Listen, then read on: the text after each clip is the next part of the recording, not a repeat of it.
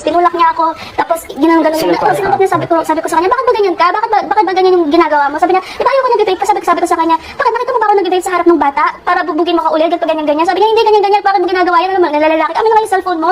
Alam mo yung sobrang ginaganon niya ako.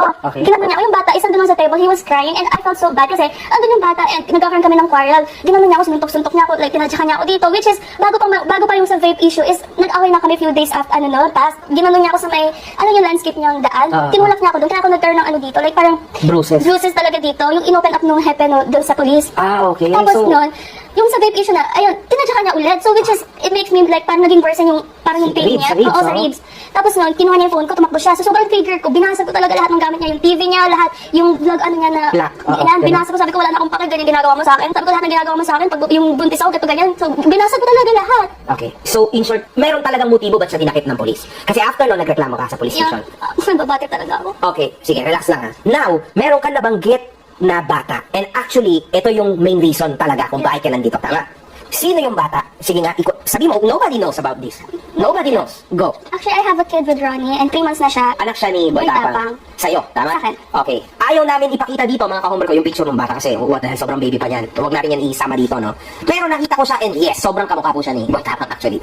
Mix talaga sila. Now, inaako ba ni Boy Tapang yung responsibilidad niya bilang ama sa bata? No. Ano pangalan ng anak mo? Recasio Ronin Suan. So, kinuha niya yung apelido. Pumirma siya sa birth certificate. Yes po. So, hindi niya nilabas sa social media, tama? Never. Never. Wala siyang anak, na puno sa social media. So, ngayon, yung bata na yon, which alam niya rin, pumirma siya sa birth certificate, sabi mo, hindi niya inaako yung kanyang responsibility. No. Bakit? Bakit? First of all, sa DNA pa lang, sa sustento din. Actually, sa DNA naman is, syempre yung utak kasi ni Boy Tapang is overthinker siya.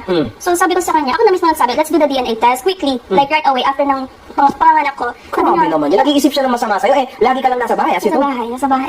Sige, go.